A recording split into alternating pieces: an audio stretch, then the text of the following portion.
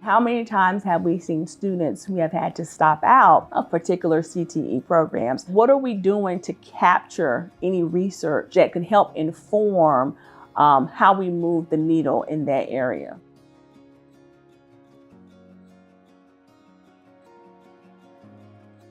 I'm Dr. Micara Lewis-Sessoms, and I serve in North Carolina at Durham Technical Community College, and I am the Director of Work-Based Education and Apprenticeship Programs there. My name is Charles Clark. I'm from Nashville State Community College. I am the Associate Vice President for Strategic Analytics and Planning.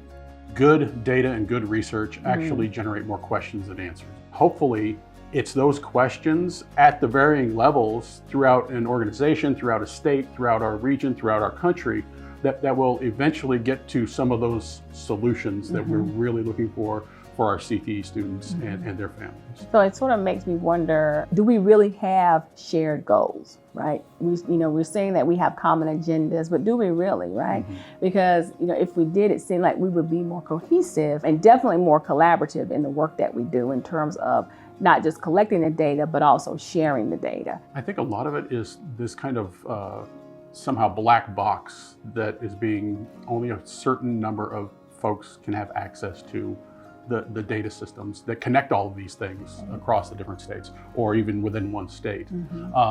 That is, in and of itself is an issue because then we're not getting the information to the folks who can make a difference with the information, because it's not necessarily about just having access to it, it's being engaged with the data. I also think about issues of equity, and I'm really thinking about the adult learner and how we have so many students who come to us who are engaged in life, right? They're engaged in being parents, they're engaged in being caregivers, they're engaged already in work. I think we've got to do a better job, or more work, I should say, in addressing that, even in the research, and looking at the role that those characteristics play in CTE and how they are connected to completion. Those institutional policies that are, or programs that are in place only for full-time students who are on a degree path. Right. Opening those up to CTE certificate and